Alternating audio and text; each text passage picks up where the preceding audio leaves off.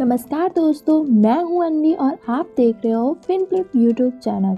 दोस्तों, stock market में पैसा लगाना बिल्कुल बिजनेस में पैसा लगाने जैसा होता है, पर प्रॉब्लम ये है कि बहुत लोग कंपनी के शेयर खरीद लेते हैं बिना कंपनी को जाने।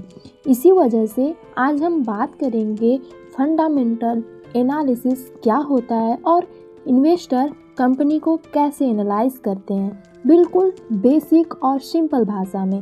अगर आप शेयर मार्केट के बारे में कुछ भी नहीं जानते तो ये वीडियो आपके लिए। चलिए दोस्तों, अब हम बात करते हैं फंडामेंटल एनालिसिस क्या है। फंडामेंटल एनालिसिस का मतलब होता है कंपनी के बिजनेस को समझना। जैसे इसे हम एक सिंपल एग्जांपल से समझते हैं। मान लीजिए आपका कोई दोस्त है जिसका एक रेस्टोरेंट है और आप उस रेस्टोरेंट में पैसा लगाना चाहते हो, तो आप क्या देखोगे? रेस्टोरेंट का खाना कैसा है, कस्टमर आ रहे हैं या नहीं, प्रॉफिट हो रहा है या लॉस हो रहा है, ओनर का एक्सपीरियंस क्या है। बस यही सोच स्टॉक मार्केट में भी होती है।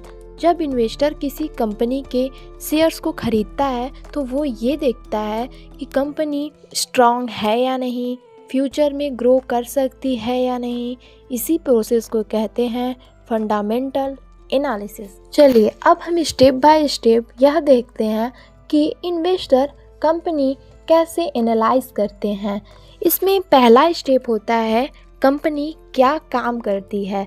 सबसे पहले ये देखा जाता है कंपनी का बिजनेस समझ में आ रहा है या नहीं। इसे हम एक सिंपल एग्जांपल से देखते हैं। मोबाइल बनाने वाली कंपनी या बिस्किट या डेली यूज़ प्रोडक्ट बनाने वाली कंपनी।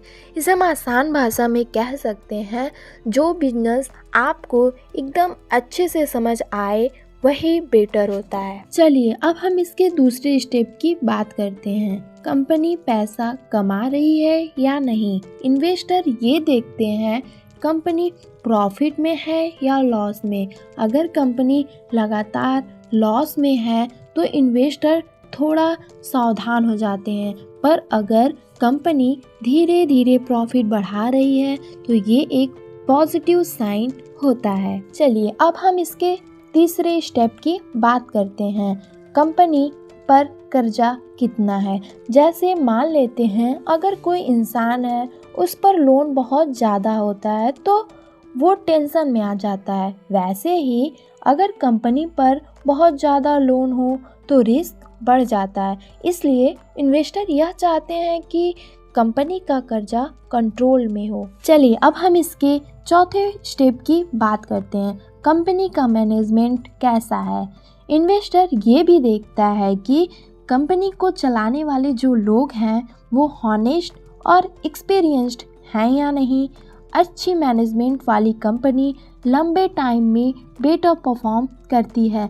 शेयर का प्राइस नहीं बल्कि कंपनी का बिजनेस इम्पॉर्टेंट होता है। तो दोस्तों, फंडामेंटल एनालिसिस का मतलब सिर्फ नंबर नहीं होता बल्कि कंपनी के बिजनेस को समझना होता है।